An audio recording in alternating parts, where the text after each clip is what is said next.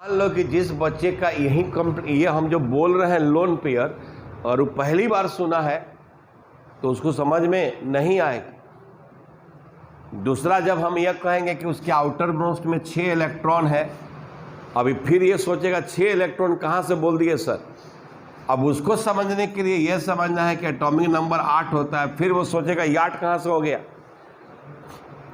भैया याद करना है कि हाइड्रोजन का 1 होता है, हीलियम का 2 होता है, लिथियम का 3 होता है, बेरिलियम का 4 होता है। अब मान लो कि कुछ बच्चे को ये भी नहीं मालूम है। ये तभी होगा कि जब आदमी कुछ, अब यहाँ पर हम लोग ये 8 है, फर्स्ट ऑर्बिट में 2 होता है, सेकेंड ऑर्बिट में 6 होता है। और चूँकि नॉन मेटल है तो कोवैलेंट बॉन्ड बनाता है, तो 6 में से 2 बना लिया तो 8 हो गया। और ये जो इलेक्ट्रॉन बॉन्ड नहीं बनाया है इसको हम लोग कहते हैं लोन पेयर, और इसके पास 2 इलेक्ट्रॉन पेयर है। अब हम लोग जो रिएक्शन पढ़ने वाले हैं, जो भी रिएक्शन, वहाँ पर इस C और O के बीच का बॉन्ड तोड़ने वाले हैं। C और O के बीच का बॉन्ड, इसके पहले O और H का बीच का बॉन्ड तोड़े थे, अब हमको C और O का बीच का बॉन्ड क्या करना है, ब्रेक करना है। ये बात समझ में आ रहा है तुमको कि बॉन्ड हमको तोड़ना है किसके किसके बीच, C और O के बीच का बॉन्ड तोड़ना है। तो कितना अच्छा लगेगा अगर बच्चा पॉजिटिव वे में बैठे, अच्छा देखते हैं कैसे बॉन्ड वाइड टूटता है। अगर आप ये पॉजिटिव वे में लेकर बैठिएगा कि तोड़ना है कैसे तोड़ेगा तो कितना अच्छा लगेगा। लेकिन अगर आप ये कहाँ जरूरत है तोड़ने ओड़ने का यार। तो ये रिएक्शन होता है, साइंस आपसे उम्मीद रखता है कि इतना बात आप समझेंगे। तो हम लोग अभी जो रिएक्शन पढ़ने वाले हैं, C और O के बीच का बॉन्ड ब्रेक करना है, ठीक है।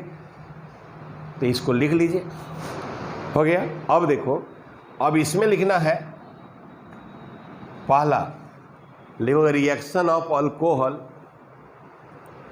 रिएक्शन ऑफ अल्कोहल विथ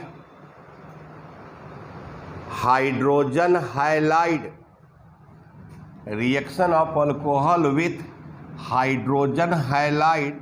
तो हाइड्रोजन हाइलाइड को हम लिखते हैं HX, ब्रैकेट में लिख लेना है HX, ठीक है। अब तुम देखो, तुम लोग सोचते कि नहीं समझ में आएगा, लेकिन जब कोशिश किया जाएगा तो समझ में जरूर आएगा। अभी मान लो कि ये अल्कोहल है, हम नहीं जानते हैं कि कौन सा अल्कोहल है, ये अल्कोहल है और यहाँ लिख दिया गया है HX। अब इसके बारे में सोचना है कि रिएक्शन कैसे करेगा। तो ये देखो, यह है अल्कोहल और यह है हाइड्रोजन हाइलाइड, हाइड्रोजन हाइलाइड। अब देखो यहाँ X क्या है, क्या क्या हो सकता है। तो वो फ्लोरीन हो सकता है, वह क्लोरीन हो सकता है, वह ब्रोमीन हो सकता है और वह आयोडीन हो सकता है। अब यहाँ भी देखो कैसे समझना होता है। ये जो हाइलोजन, ये सारा फैमिली जो है इसको हम लोग कहते हैं हाइलोजन। क्या कहते हैं, हाइलोजन। और बड़ा एक विडंबना है कि हम लोग 12 में रहकर भी बहुत बातें, जो बहुत चीज़ है वो नहीं जानते रहते हैं और टीचर के सर पे फोड़ते रहते हैं बिल। क्योंकि टीचर का सर क्या है, सबसे मजबूत है, जितना बिल फोड़ना है फोड़ लो। ये सारा जो फ्लोरीन है ये ग्रुप 17 का है। एक ग्रुप किसका है, 17 का। पीरियोडिक टेबल में देख लो, यहाँ पर 17 ग्रुप में, हाइड्रोजन तो उधर का इधर आ गया है, लेकिन इसी में है ये ग्रुप 17 में है फ्लोरीन, क्लोरीन, ब्रोमीन और आयोडीन। और हम जानते हैं कि किसी भी पीरियोडिक टेबल में ग्रुप से ऊपर से नीचे जाएंगे तो साइज बड़ा होता है, यानी फ्लोरीन से बड़ा क्लोरीन, क्लोरीन से बड़ा ब्रोमीन, ब्रोमीन से बड़ा आयोडीन। आयोडीन का आकार क्या होता है, बड़ा। अब मान लो कि ये चीज़ हम नहीं चूँकि अब आज का डेट इसलिए है कि तुमको इसलिए बताना पड़ रहा है हमको कि ये सारा बात समझना होता। हम लोग जैसे जनरल बोल देते हैं कि लड़का ये समझ रहा है कि ग्रुप 17 का है, लड़का ये भी समझ रहा है कि ग्रुप में ऊपर नीचे जाएंगे तो साइज बड़ा होगा, यानी फ्लोरीन से बड़ा होगा क्लोरीन, क्लोरीन से बड़ा होगा ब्रोमीन, और ब्रोमीन से बड़ा होगा आयोडीन। अब रहा बात, यहाँ X की जगह F लिख देंगे तो यह हो जाएगा HF। और X की जगह Cl लिख देंगे तो क्या हो जाएगा, HCl। H की जगह अगर X की जगह Br लिख देंगे तो क्या हो जाएगा, HBr। और X की जगह I लिख देंगे तो क्या हो जाएगा, HI। तो यहाँ पर HF हो सकता है, HCl हो सकता है, HBr हो सकता है, HI हो सकता है। लेकिन अब यहाँ एक और बात है कि फ्लोरीन का साइज छोटा है, तो अब यहाँ हाइड्रोजन और फ्लोरीन के बीच का दूरी कम होगा। क्योंकि छोटा है तो इस दोनों के बीच का दूरी क्या होगा, कम। अगर क्लोरीन का साइज थोड़ा बड़ा है तब फ्लोरीन से क्लोरीन का साइज क्या होगा, बड़ा। अच्छा, ब्रोमीन का साइज बड़ा है तो हाइड्रोजन से ब्रोमीन के दूरी के बीच क्या होगा, और ज़्यादा। अगर आयोडीन का साइज बड़ा है तो ये दूरी तो और क्या होगा, ज़्यादा। अब देखो, जब दूरी बढ़ गया, दोनों एटम के बीच का बॉन्ड लेंथ बढ़ गया, सबसे ज़्यादा HI का है कि बॉन्ड लेंथ का है कि नहीं, और उससे कम है HBr का, उससे कम है HCl का, उससे कम है HF का। अब फिर देखो, एक टेक्निकल वर्ड हम लोग बोलते हैं कि इसका बॉन्ड एनर्जी कम है और इसका बॉन्ड एनर्जी ज़्यादा है। फिर लड़का समझता है ये कहाँ से आ गया भैया। तो बॉन्ड को जो ब्रेक करने में एनर्जी लगता है उसको क्या कहते हैं, बॉन्ड एनर्जी। तो क्या कहते हैं, बॉन्ड एनर्जी। तो अब जैसे मान लो कि दो एटम के बीच का दूरी ज़्यादा है तो अट्रैक्शन फोर्स दोनों के बीच में क्या है, कम है। तो यहाँ जब बॉन्ड दूरी ज़्यादा है तो इसको तोड़ने में एनर्जी क्या लगेगा, कम लगेगा। बड़ा धागा है तोड़ना आसानी से तोड़ा जा सकता है, छोटा धागा है तोड़ने में एनर्जी ज़्यादा लगेगा। थोड़ा ऐसे भी समझेंगे।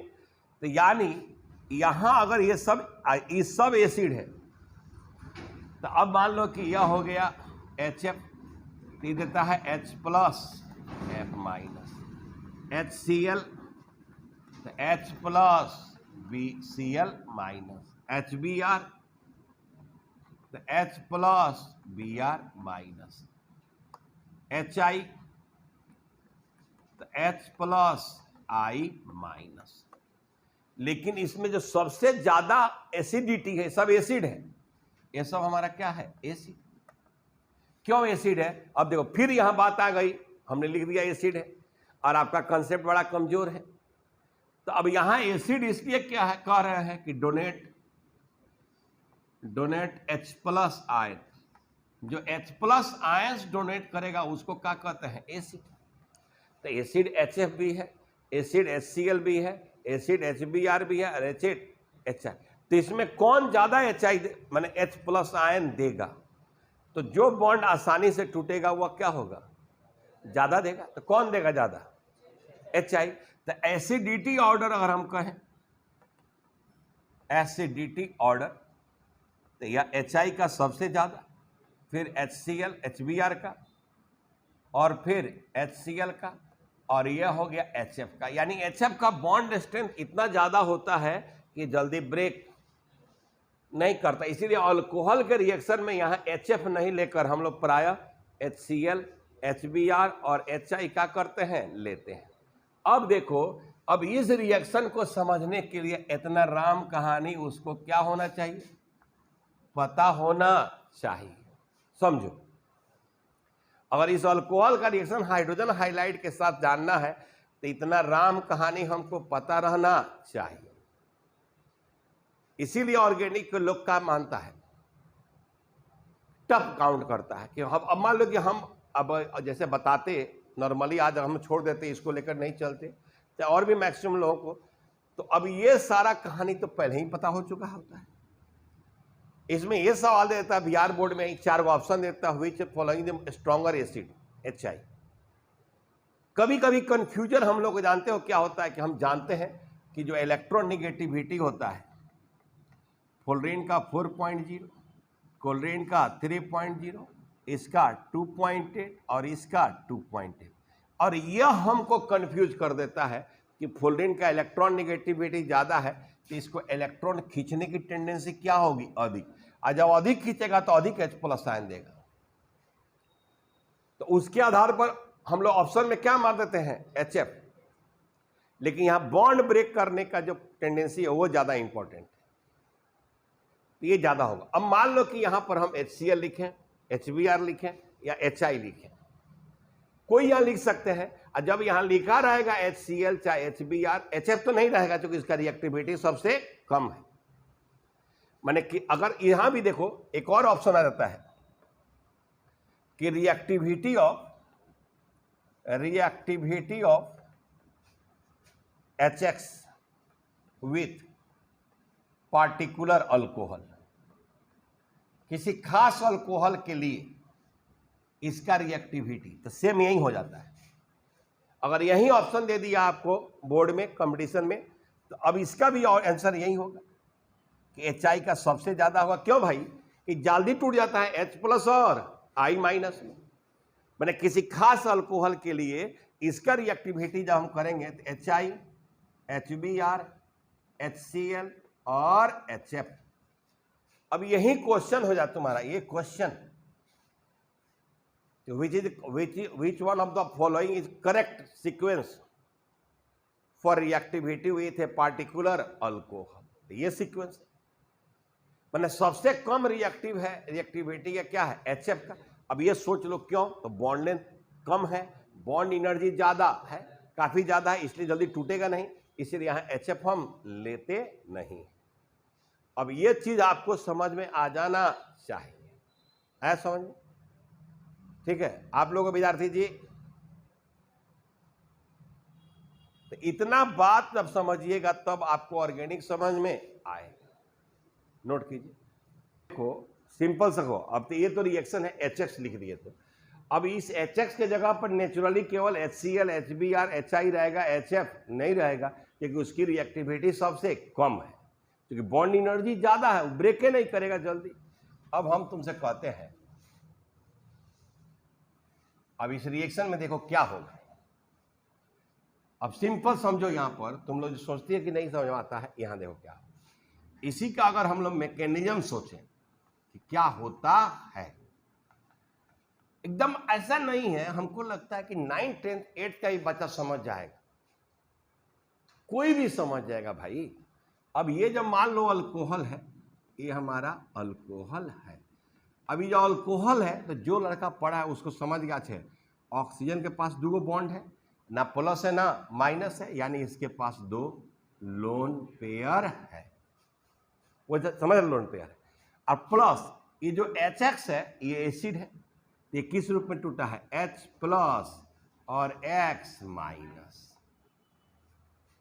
अब देखो ये पॉजिटिव, अब पूछे ये X मोर इलेक्ट्रोनेगेटिव, इलेक्ट्रॉन का ब्रेक कर गया, इजी ब्रेक कर गया। अब इसको क्या चाहिए? इलेक्ट्रॉन। अब टर्म हम लोग जो बोलते हैं फिर वहां कंफ्यूजन होता है। अब ये पॉजिटिव चार्ज है, इसके पास इलेक्ट्रॉन की कमी है, तो इसको हम लोग कहते हैं इलेक्ट्रोफाइल। क्या कहते हैं? इलेक्ट्रोफाइल। इसको पॉजिटिव चार्ज, ये हमारा इलेक्ट्रोफाइल है। क्यों इलेक्ट्रोफाइल है? इलेक्ट्रोफाइल मतलब इलेक्ट्रॉन लविंग, इसको इलेक्ट्रॉन चाहिए।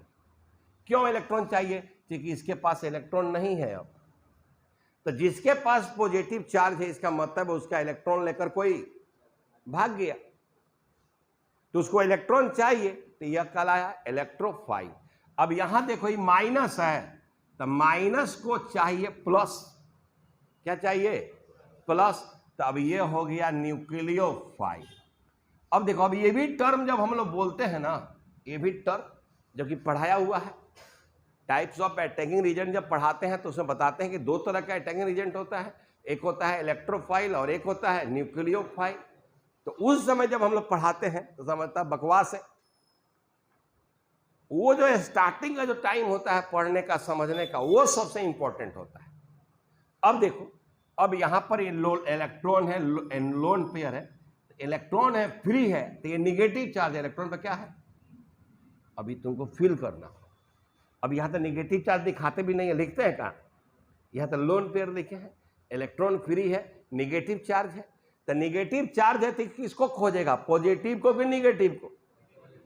तो इसमें पॉजिटिव कौन है? H+ की X-। H+। तो अब ये लेकर आता है यहां। अब देखो जो तीर मारते हैं इसका भी एक तरीका, इसको कहते हैं कर्व एरो मैकेनिज्म। अब यहां जब भी तीर मारते हैं तो ये देने वाला और यह, तो ये डोनर और यह एक्सेप्टर, जो लेता है एक्सेप्टर। अब जब ये आएगा यहां पर तो देखो, अब ये ऑक्सीजन है, ये हाइड्रोजन आ गया, तो ये ऑक्सीजन क्या करेगा, अपना एक इलेक्ट्रॉन अपने पास रख लेगा, एक इसको दे देगा, यहां बॉन्ड बना देगा, और यहां हो गया लोन पेयर, और इसके पास जो इलेक्ट्रॉन दिया है तब पॉजिटिव चार्ज क्या आ गया, क्यों आ गया उस पर, क्योंकि ये जो हाइड्रोजन है ऑक्सीजन तो अपना एक इलेक्ट्रॉन रखा और एक किसको दे दी, ये तो बेचारा लेके थोड़े आया था, ये तो खाली हाथ आया था, तो इसको एक इलेक्ट्रॉन मिल गया तो इसके पास से पॉजिटिव हट गया, लेकिन यह इलेक्ट्रॉन इसको दिया है तो इस पर क्या हो गया है, पॉजिटिव।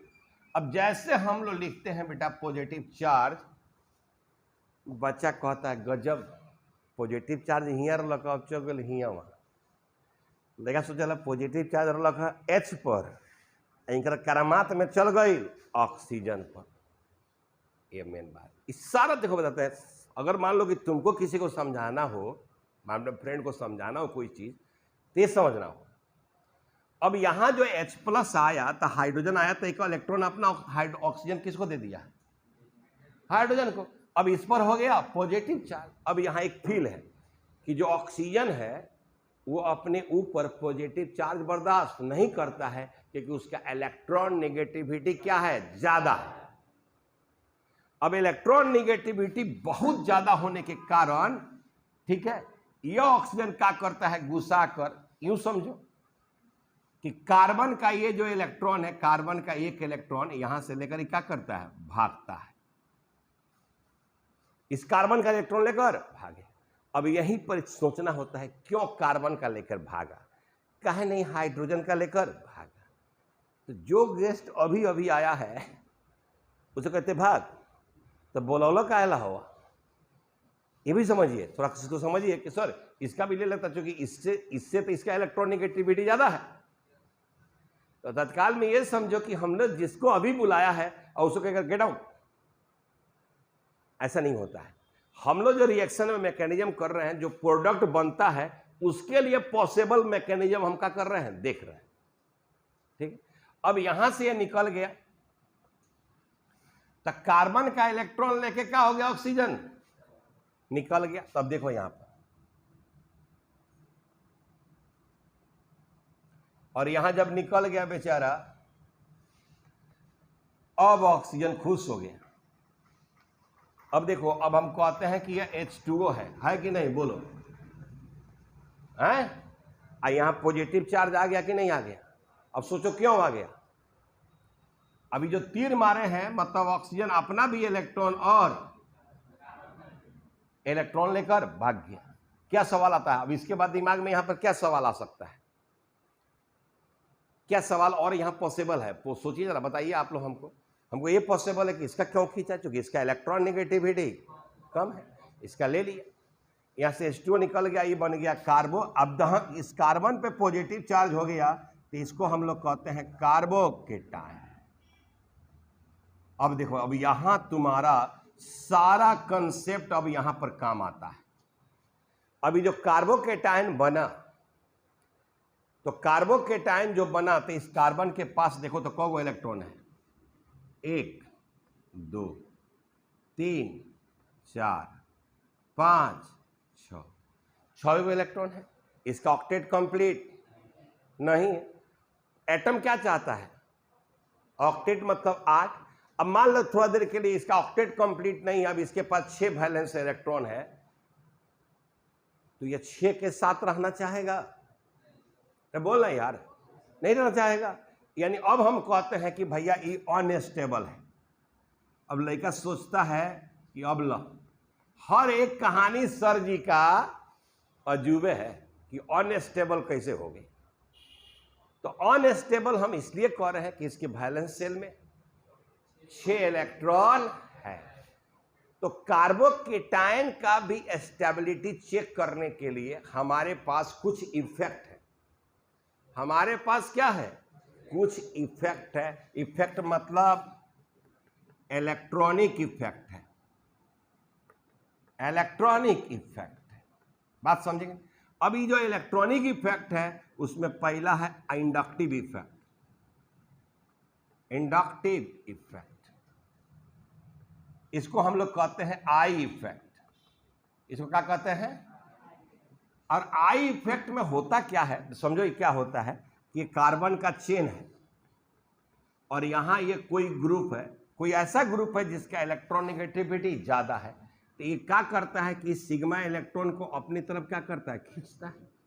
तो यहां स्लाइटली नेगेटिव और यहां स्लाइटली, अब इस कार्बन के पास भी इलेक्ट्रॉन की कमी होती है तो ये भी खींचता है, तो इस कार्बन पर हल्का स्लाइटली पॉजिटिव, थोड़ा इसके पास भी कमी होती है तो ये भी खींचता है, तो इस पर और हल्का स्लाइटली पॉजिटिव। तो जो सिग्मा इलेक्ट्रॉन का डिस्प्लेसमेंट हो रहा है along carbon chain, along carbon chain, chain के अलोंग, तो इस इफेक्ट को हम लोग कहते हैं क्या चीज, आई इंडक्टिव इफेक्ट या आई इफेक्ट। और जो एक्स है, एक्स, इसको हम लोग कहते हैं माइनस आई ग्रुप। क्या कहते हैं? तो अब एक्स जो ग्रुप है, अब मान लो कि हम एक्स है, एक्स कहीं लगा देंगे तो क्या करेगा, इलेक्ट्रॉन को अपनी ओर खींचे, इलेक्ट्रॉन को अपनी ओर खींचे। और कुछ ग्रुप होता है, जैसे कि मान लो अगर तुम यहां लगा दिए, कोई एक वाई ग्रुप है जो इलेक्ट्रॉन क्या करता है, डोनेट करता है, तो जब यहां इलेक्ट्रॉन डोनेट करे स्लाइटली पॉजिटिव, यहां स्लाइटली, तो यहां भी इलेक्ट्रॉन बढ़ेगा तो ये आगे बढ़ा देगा, फिर ये आगे बढ़ा देगा। तो यहां पर ये जो ग्रुप है वाई, इसको हम लोग कहते हैं प्लस आई ग्रुप। अब हम लोगों के पास कुछ लिस्ट है, अच्छा हम कहें माइनस आई ग्रुप का मतलब इलेक्ट्रॉन विथड्रॉइंग ग्रुप, क्या कहेंगे उसको, इलेक्ट्रॉन विथड्रॉ माने क्या होता है, खींचना। अब प्लस आई का मतलब इलेक्ट्रॉन डोनेटिंग ग्रुप, ठीक है। अब मान लो कि यहां पर, अब सब बच्चा सबको याद है कि माइनस आई ग्रुप में देखो क्या होता है, कौन कौन होता है, तो इसमें नाइट्रो है, ये जो नाइट्रो है माइनस आई ग्रुप है, साइनो है ये माइनस आई ग्रुप, सल्फोनिक एसिड है ये माइनस आई ग्रुप है, ठीक है, कार्बोक्सिलिक एसिड है ये सब हमारा माइन, ये ऑर्डर है, ये फुलरीन है, ये क्लोरीन है, ये ब्रोमीन है, ये आयोडीन है। तो यह सब ग्रुप कहीं भी रहेगा तो इलेक्ट्रॉन को क्या करेगा। तो अब जरा सोचो कि अगर यहां पर हम माइनस आई ग्रुप लगा दें तो यहां तो इलेक्ट्रॉन की और कमी है ना, अगर माइनस आई ग्रुप लगा दोगे तो क्या करेगा, और इलेक्ट्रॉन खींच लेगा, तो खींचेगा तो यहां इलेक्ट्रॉन और घट जाएगा कि बढ़ जाएगा, तो स्टेबिलिटी में क्या फर्क पड़ेगा, और पहले से घटेगा कि बढ़ेगा, घट जाएगा। यानी माइनस आई ग्रुप लगा देंगे तो स्टेबिलिटी क्या हो जाएगा, घट जाएगा। अब इसमें से कोई ग्रुप लगा देंगे तो स्टेबिलिटी क्या होगा, घटेगा। अब देखो अगर हम प्लस आई की बात करें तो कहता है अल्काइल ग्रुप जो होता है, अल्काइल कार्बन, वो प्लस आई ग्रुप है। तो जैसे मान लो यह हो गया CH3, यह हो गया CH3 CH2, यह हो गया CH3 CH2 CH2, ये ग्रुप हो गया, ठीक है। अब देखो कार्बन जो अल्काइल ग्रुप है वो प्लस आई है, कार्बन बढ़ाते जाओगे प्लस आई प्रभाव, एक कार्बन से ज्यादा, दो कार्बन से ज्यादा, और उसके अलावा डिग्री भी बढ़ा दोगे, डिग्री, डिग्री का मतलब जैसे मान लो ये हो गया CH3 CH2, या मान लो CH3 CH3, ये हो गया CH3 CH3। अब देखो ये जो कार्बन है ये है 1 डिग्री, अब यह जो कार्बन है ये है 2 डिग्री, और यह जो कार्बन है 3 डिग्री। अब देखो यहां पर एगो मिथाइल है और यहां पर क्या है, दो, तो प्लस आई प्रभाव और क्या होगा, ज्यादा। यहां पर कौगो है, तो प्लस आई प्रभाव और क्या हो जाएगा, ज्यादा। यानी 1 डिग्री से ज्यादा किसका होगा, और 2 डिग्री से ज्यादा किसका होगा, 3 डिग्री। तो जब ये डिग्री ज्यादा रहेगा तो उसका स्टेबिलिटी भी क्या रहेगा, ज्यादा रहेगा। आया समझ में। अब देखो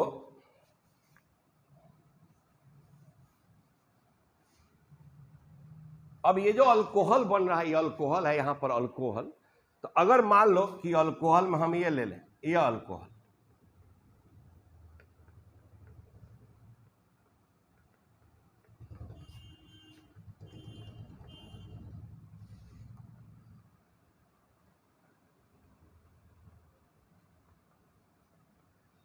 अब ये जो अल्कोहल है OH, ये जो कार्बन है 3 कार्बन से अटैच है तो 3 डिग्री है, तो ये है 3 डिग्री अल्कोहल, ये क्या है।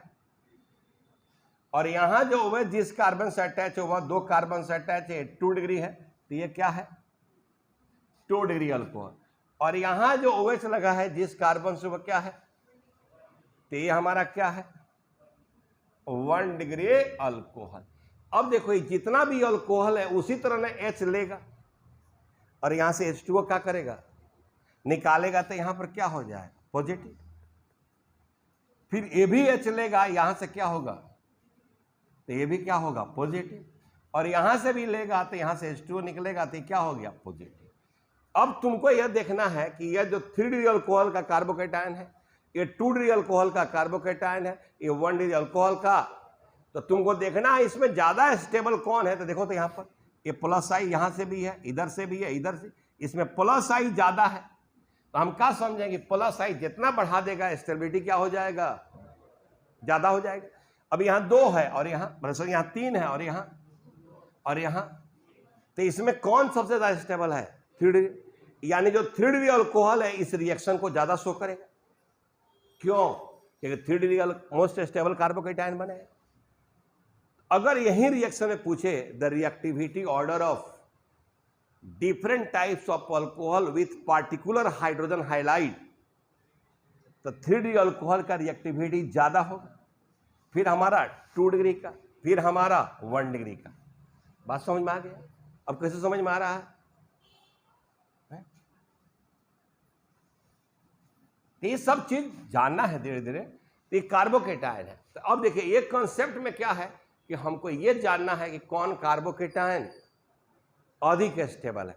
यानी अगर हम लोग यहां पर कहें, ये आप लोग लिख लिए हैं विद्यार्थी, तो लिख लीजिए इसको पहले। अब देखो यहां पर विद्यार्थी, अभी जो कार्बोकेटायन बन गया ये बन गया। अब इसमें बहुत सारी बातें होती हैं कि कार्बोकेटायन में तो हम लोग 2 ही इफेक्ट अभी चर्चा किए हैं, जबकि इसमें हाइपर कॉन्जुगेशन भी है और रिजोनेंस भी है। 2 इलेक्ट्रॉनिक इफेक्ट देखे हैं, लेकिन इससे भी ज़्यादा और इम्पोर्टेंट यहाँ पर हम लोगों के पास हाइपर कॉन्जुगेशन है।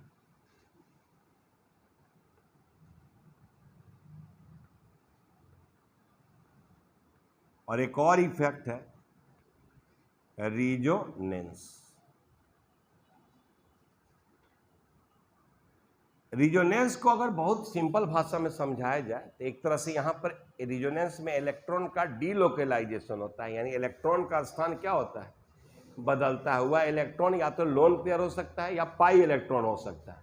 इवन पॉजिटिव चार्ज का भी क्या होता है डीलोकेलाइजेशन होता है। तो रिजोनेंस के लिए कंडीशन है कि जो लोग कंजुगेशन में होगा, किसमें होगा, जो स्पीशीज कंजुगेशन में होगा वही रिजोनेंस शो करेगा। हाइपर कंजुगेशन अलग बात है, कंजुगेशन है। अब इसमें हम लोग क्या कहे थे कि चला कि double bond single bond double bond single bond double bond ऐसे हो, तो देखो जहां भी कहीं डबल बॉन्ड या ट्रिपल बॉन्ड है तो एक सिग्मा और पाई है। तो यहां पर एक पाई यह है और यहां भी और यह है और यहां भी कंजुगेशन कैसे होगा, तो पाई सिग्मा पाई, या double single double single double single double single triple. तो यह स्पीशीज हमारा कंजुगेशन कहलाता है। क्या कहलाता है कंजुगेशन। तो जहां भी इस तरह का कंडीशन हो वह हमारा रिजोनेंस शो करेगा। इसके अलावा चला यहाँ C डबल बॉन्ड C और यहाँ हो जाए पॉजिटिव, मतलब डबल बॉन्ड है तो pi sigma positive, pi sigma negative, pi sigma lone pair, pi sigma odd electron. तो जब इस तरह का स्थिति हो तो वह कंजुगेशन में है, वह रिजोनेंस शो करे। तो क्या क्या pi sigma positive negative lone pair odd electron, pi sigma positive negative lone pair odd electron. तो इससे स्टेबिलिटी रिजोनेंस जहां पर अच्छा ऐसा स्थिति होगा तो रिजोनेंस होगा, तो वो भी स्टेबल हो जाता है। ठीक है। और हाइपर कंजुगेशन कहते हैं कि जैसे कार्बोकेटायन है यहां पॉजिटिव चार्ज है। ये जो कार्बन है तो कार्बन का हाइब्रिडेशन होता है यहां पर sp2। एक वैकेंट ऑर्बिटल यहां क्या रहता है, खाली। और यहां जो कार्बन है तो इस कार्बन का जो हाइब्रिडाइजेशन है sp2, तो sp2 कार्बन से जो कार्बन अटैच होता है उसको कहते हैं अल्फा। और यहां पर यह H है तो अल्फा हाइड्रोजन, और इसके पास इलेक्ट्रॉन की क्या है, कमी। तब यहां देखा गया कि भाई रे यहां तो रिजोनेंस भी नहीं है, यहां तो कंजुगेशन वाली केस भी, सिग्मा सिग्मा पॉजिटिव, तो यहां तो कंजुगेशन है नहीं तो रिजोनेंस तो होगा नहीं। लेकिन उसके बावजूद भी देखा गया कि यहां पर जो बॉन्ड लेंथ था यह बॉन्ड लेंथ छोटा पाया गया। क्या पाया गया, छोटा। तब सोचा गया क्यों पाया गया, तो उसमें लोगों ने, बेकर और नेथम ने सोचा कि यहां पर जो ये सिग्मा बॉन्ड बना रहा है हाइड्रोजन, इसी का इलेक्ट्रॉन यहां जाकर बॉन्ड बना ले रहा था, यहाँ एक सिग्मा पाई बॉन्ड बन जा रहा है। क्या बन जा रहा है, माने इसके इलेक्ट्रॉन के कमी को अल्फा कार्बन पर उपस्थित जो हाइड्रोजन है वो अपना इलेक्ट्रॉन देके क्या कर रहा है, पूरा कर रहा है। तो जितना भी हाइड्रोजन होगा, एक है तो एक, अगर एक और आता तो ये भी देगा, अगर मान लो यहाँ और है तो ये भी देगा। तो अभी जितना ज़्यादा यहाँ पर होगा उतना यह इलेक्ट्रॉन देगा। तो यहाँ पर जो सिग्मा बॉन्ड का डीलोकलाइजेशन है sp2 कार्बन के वैकेंट ऑर्बिटल से, इसी को कहते हैं क्या चीज, हाइपर कंजुगेशन। इसका कहते हैं हाइपर कंजुगेशन। कहानी और भी है, क्योंकि अगर रिएक्शन इंटरमीडिएट कार्बोकेटायन बन रहा है तो मोस्ट स्टेबल होने के लिए रीअरेंजमेंट भी होता है। जैसे मान लो कि अगर कार्बोकेटायन हमारा यह बना, देख लो, अगर मान लो यहां पर अल्कोहल है, यहां पर क्या है, अल्कोहल, तो यहां से अल्कोहल है तो H लेकर यहां से निकलेगा, तो यहां पर पॉजिटिव चार्ज आएगा, तो ये हमारा हो गया कार्बोकेटायन। अच्छा, ये कार्बोकेटायन जो है कार्बन 2 डिग्री है तो 2 डिग्री कार्बोकेटायन है। अब तुम अभी देखिए कि 3 डिग्री कार्बोकेटायन का स्टेबिलिटी क्या होता है, ज्यादा। तो अगर यह पॉजिटिव चार्ज इस कार्बन पर आ जाए तो 3 डिग्री होगा कि नहीं होगा। तो यहां पर यहां से एक जो यह हाइड्रोजन है इस कार्बन का इलेक्ट्रॉन लेकर यहां चला आता है, तो इसको कहते हैं 1, इसको कहते हैं 2, तो इसको कहते हैं 1,2 हाइड्राइड शिफ्ट। क्या कहते हैं, तो जब शिफ्ट होगा तब क्या हो जाएगा, तब यहां पर हो जाएगा CH3, यह हो जाएगा CH2 CH3, और यह हो जाएगा पॉजिटिव चार्ज। अब यह पॉजिटिव चार्ज 2 डिग्री और ये क्या है, तो 2 डिग्री से 3 डिग्री हो गया कि नहीं हो गया। तो यह क्यों हो रहा है, लेस से मोर स्टेबल हो रहा है। अब जो हम टर्म बोल रहे हैं कि लेस स्टेबल, तो यह सोचना है लेस स्टेबल क्यों बोल रहे हैं कि 2 डिग्री है, ये टर्म बोल रहे हैं मोर स्टेबल क्योंकि यह 3 डिग्री है। अगर यहां पर CH3 रहता तब भी जाता 1,2 hydra methyl shift, 1,2 methyl shift. अगर मान लो यहां पर बेंजीन रिंग रहता तो तभी जाता, तो 1,2 फिनाइल शिफ्ट। तो ये रीअरेंजमेंट होता है। इवन हम इसमें रिंग एक्सपेंशन और रिंग कॉन्ट्रैक्शन भी आपको बताए हुए हैं, ठीक। तो यानी यह होगा, ठीक है। अब मान लो चला,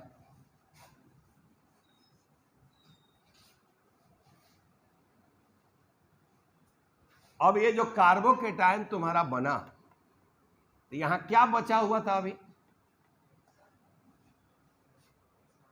अब X माइनस को पॉजिटिव चार्ज नजर आ रहा है कि नहीं, तो ये यहां पर जाकर क्या किया, अटैक कर दिया।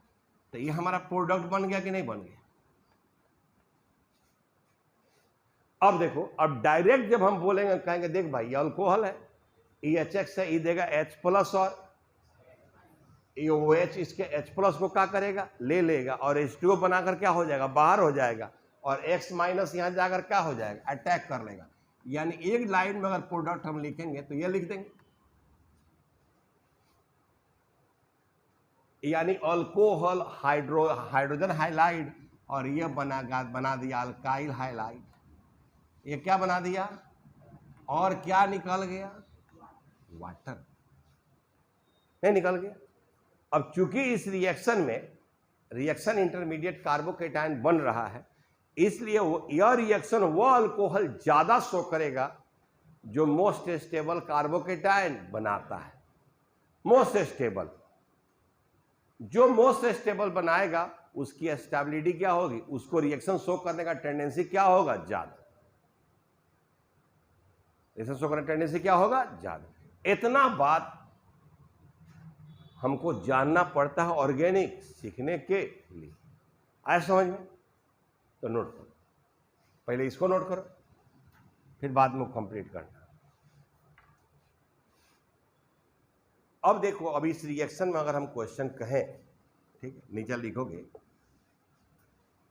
This reaction easily shown by, this reaction, नीचे स्टार मार्क्स बनाकर लिखो ना, this reaction easily shown by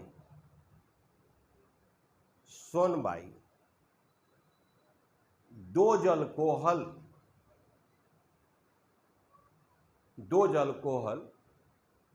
which form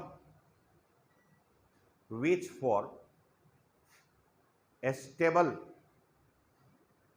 carbocation. अब मान लो यह एक लाइन हमको याद रखना है कि यह रिएक्शन, याद क्या रखना है, मैकेनिज्म जो किए तो कार्बोकेटायन बना, तो कहता है कि यह रिएक्शन वह अल्कोहल इजली शो करेगा जिसके जो स्टेबल कार्बोकेटायन बनाता है। क्या नहीं, तो नीचे लिखोगे the reactivity order of different alcohol, reactivity order of different alcohol with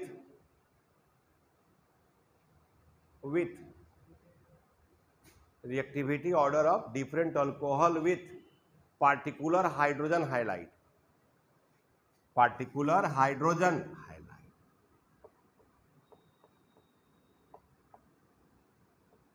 अब देखो यहां पर हम R dash R double dash और यहां OH लिख रहे हैं, तो ये मत समझना कि ये क्या है, ये तीनों सेम भी हो सकता है। और अब यहां जो OH लगा है ये 3 डिग्री कार्बन से लगा है, क्योंकि 3 कार्बन से अटैच है, तो ये क्या हो जाएगा, 3 डिग्री अल्कोहल। अब ये हो जाएगा RCH, ये हो जाएगा R डैश OH।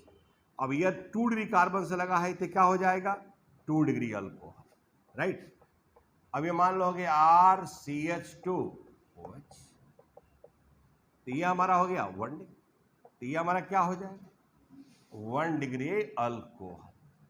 तो तुम लोग खुद जानता है कि इस रिएक्शन में जब HX से अल्कोहल का रिएक्शन कराएंगे तो कार्बोकेटायन बनेगा, तो H+ लेने के बाद यहां से हटेगा तो 3 डिग्री कार्बोकेटायन होगा, और यह निकलेगा तो 2 डिग्री कार्बोकेटायन होगा, और यह निकलेगा तो कौन ज्यादा स्टेबल होगा, 3 डिग्री। इसीलिए जो रिएक्टिविटी ऑर्डर होगा 3 डिग्री अल्कोहल का सबसे ज्यादा, फिर 2 डिग्री का, फिर 1 डिग्री। नहीं समझ में आ रहा है? बोलो, बोल के जाओ तुम, आज नहीं समझ में आ रहा है। हम तक रास्ता पर से चला तो लेकर आए नो पागल आदमी के और समझा कर भेज दे। लेकिन कुछ लोग इसमें ऐसा सोच ही लिया कि पढ़ा के दिखा था हमरा के। कभी कभी बच्चा ये सोचता है कि सर ऐसा क्यों नहीं किया है कि ऑक्सीजन है ये इलेक्ट्रॉन लेकर भाग जाता है, माने OH minus in leaving group हो जाए। तो कहता है OH माइनस जो है वो पुअर लिविंग ग्रुप है, क्योंकि हटने के लिए हटना तो चाहता है, लेकिन कोई भी स्पीसीज जब OH माइनस के रूप में निकलेगा तो ऑक्सीजन अपने ऊपर बहुत बोझ लेकर नहीं निकल सकता। जरा देखो ना, ये 3 लोन पेयर लेकर इनको कहीं चैन मिलेगा? एक ऑक्सीजन नन्ही सी जान, 3 लोन पेयर, ये कूचत रहिए सब। इसीलिए कहता है OH minus is the poor leaving group. H2O जो हो गया निकला था वो बेस्ट लिविंग ग्रुप, माने H2O और OH माइनस में H2O इज द, कभी भी किसी भी स्पीसीज का ऑलरेडी लिखाया हुआ है कि न्यूट्रल स्पीसीज उसके एनायन से बेटर लिविंग ग्रुप होता है। अब देख चला, यहां पर बड़ा डिसेंट क्वेश्चन है, तो यहां पर तुमने ये समझा कि नहीं कि बॉन्ड किसके किसके बीच टूट रहा है, C और O के बीच, ठीक है। और यहां पर एक होता है लुकास रिएजेंट। क्या होता है? Lucas reagent. तो कहता एनहाइड्रस ZnCl2 और HCl का मिक्सचर ले लोगे 1:1, तो इसको हम लोग कहते हैं क्या चीज, लुकास रिएजेंट। और देखिए यहां पर ऐसा है कि जितने भी अल्कोहल है वे लुकास रिएजेंट में सॉल्युबल है। All alcohols are soluble in Lucas reagent. अब उसमें हम डालते हैं HCl। क्या डालते हैं, तो HCl जब जाएगा, इधर ध्यान दीजिए, HCl जब जाएगा तो HCl में जो अल्कोहल है उसमें उसके पास OH है, तो वह OH क्या करेगा, H+ लेगा HCl का, और वहां से निकलेगा जब Cl, जब क्लोराइड बनेगा ना तो प्रिसिपिटेट हो जाएगा। जब क्लोराइड बनेगा तो क्या हो जाएगा, प्रिसिपिटेट हो जाएगा। वो जब अवक्षेप बनाएगा, प्रिसिपिटेट बनेगा, तो एक व्हाइट टर्बिडिटी देता है, गंदा अवक्षेप देता है। तो अब बताओ कि तुम लोग अभी देखा है कौन अल्कोहल ज्यादा रिएक्टिव है, 3 डिग्री की 1 डिग्री की 2 डिग्री। तो कहता है कि जब लुकास रिएजेंट में 3 डिग्री अल्कोहल है और जैसे HCl डालोगे, अल्कोहल में जब HCl डालोगे क्या होगा, H2O निकलेगा, Cl जाएगा, तो तुरंत का तुरंत, चूंकि 3 डिग्री अल्कोहल का रिएक्टिविटी क्या होता है, बहुत अधिक होता है, तो बहुत अधिक होता है तो तुरंत व्हाइट टर्बिडिटी दे देगा। अच्छा, उसके तुलना में सेकेंडरी अल्कोहल का थोड़ा कम है, तो 5 से 10 मिनट में देता है। अब प्राइमरी अल्कोहल तो देता ही नहीं, मतलब कि ये हमारा RCH2OH और यहां HCl, और यहां पर तुमने ले लिया एनहाइड्रस ZnCl2, तो इसमें घुला हुआ है। लेकिन जब HCl डालेंगे तो इस 1 डिग्री अल्कोहल का, यह अल्कोहल क्या है, 1 डिग्री अल्कोहल है। अब देखो कभी कभी बच्चा को कंफ्यूजन, तो 1 डिग्री क्यों, क्योंकि OH जिस कार्बन से लगा, ये कार्बन क्या है, 1 डिग्री है। अच्छा ये देखो, ये अल्कोहल, ये कार्बन 2 डिग्री, तो ये हमारा क्या हो गया, तो ये हो गया 2 डिग्री अल्कोहल। अब HCl ही देगा, और यहां पर ले लेंगे हम क्या, एनहाइड्रस ZnCl2। अब देखो यहां पर ले लेंगे क्या, 3 डिग्री अल्कोहल, क्या जी, 3 डिग्री अल्कोहल।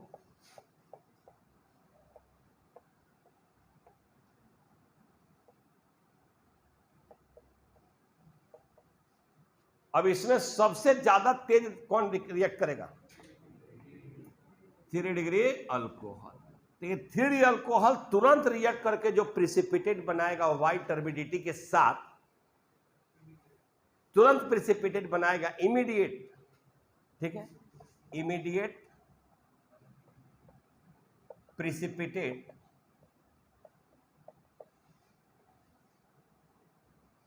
ऑफ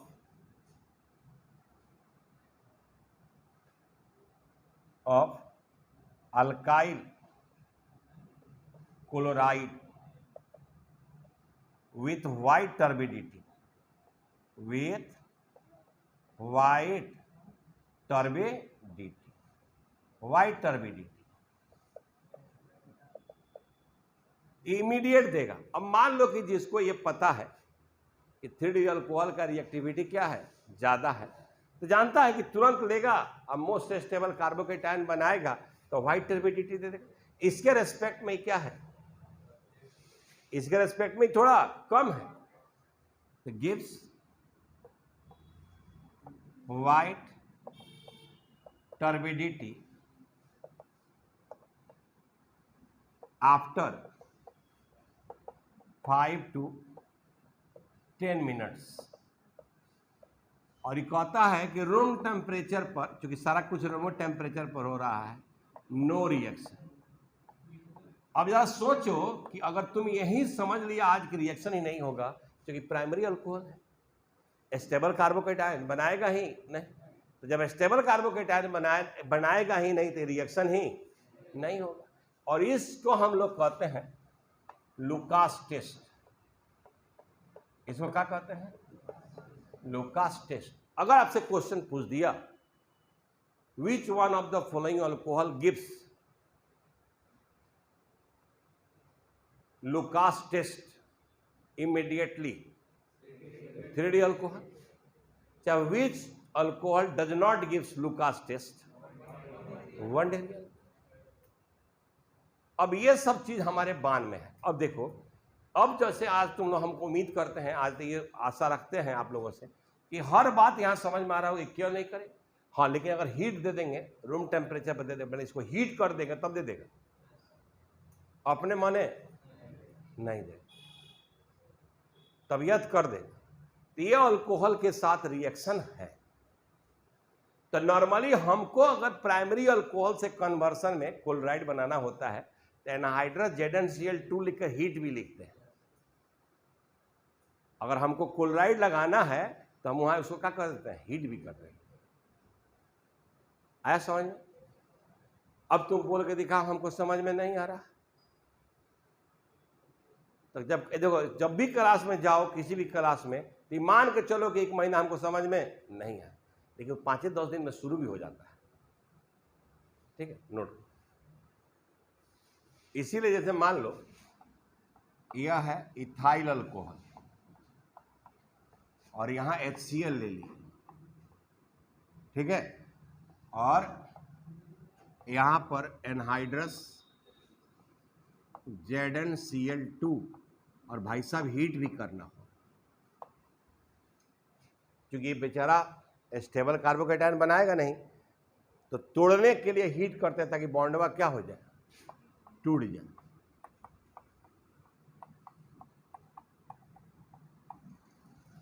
ठीक है. अब मान लो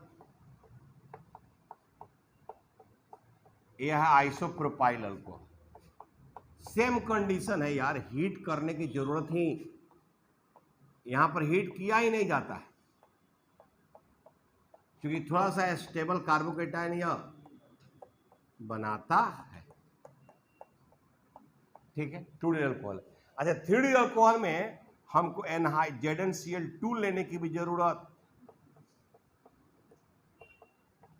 यहां पर नॉर्मली HCl से भी करा दोगे,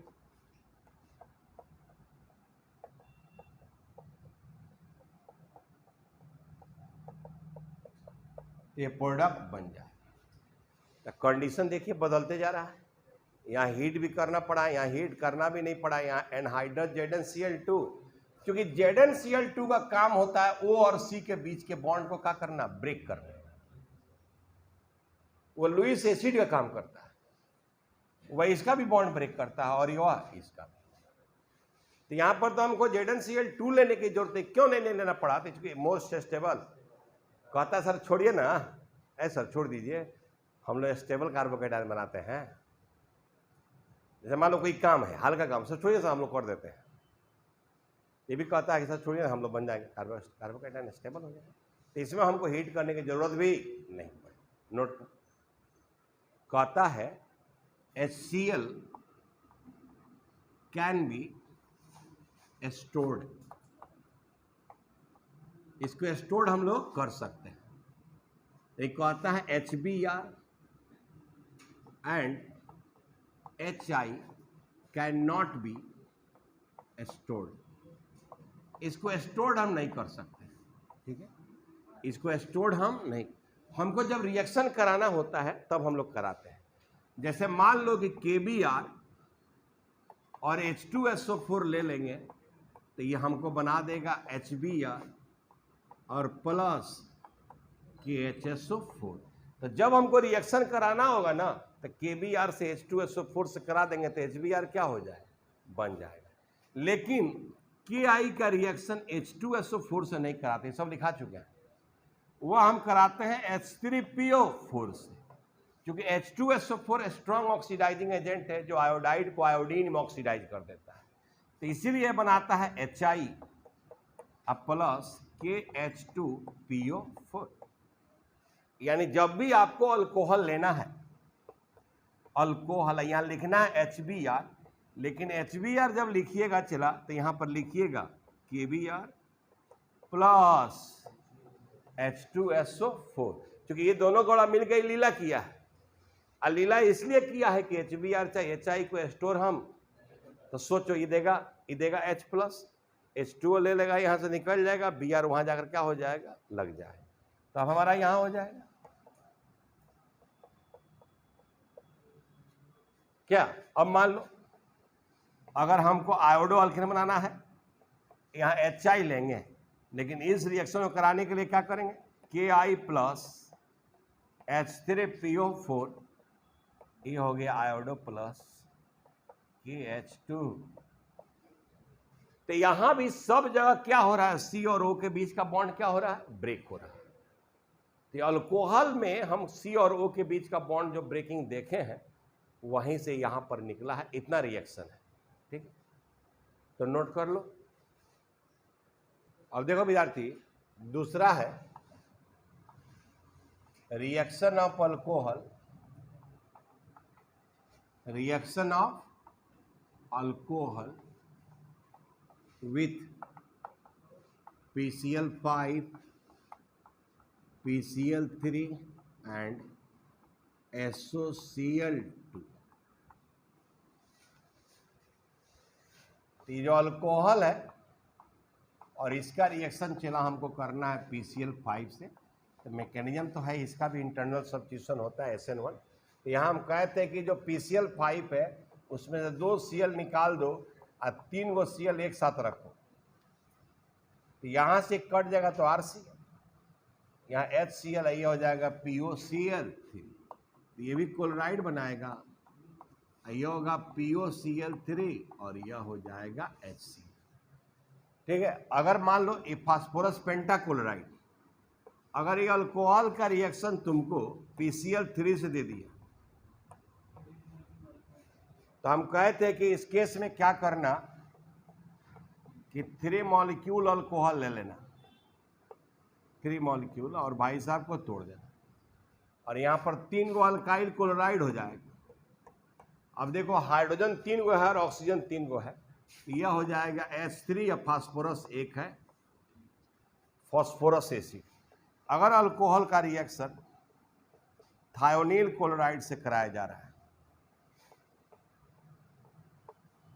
तो कहते हैं कि इसमें ऐसे कर दो, तो यह हो जाएगा क्लोराइड प्लस SO2 गैस निकल जाएगा, HCl भी गैस निकल। तो कभी कभी कहता है कि थायोनील क्लोराइड से क्लोरो अल्केन बनाने का बेस्ट मेथड क्यों है, क्योंकि इससे 100% प्योर मिलता है, और जो बाई प्रोडक्ट SO2 और HCl निकलता है वह गैस बनकर क्या हो जाता है, उड़ जाता है। तो ये हमारा रिएक्शन है अल्कोहल का PCl5, PCl3 और SOCl2 के साथ। नोट कर लीजिए आज।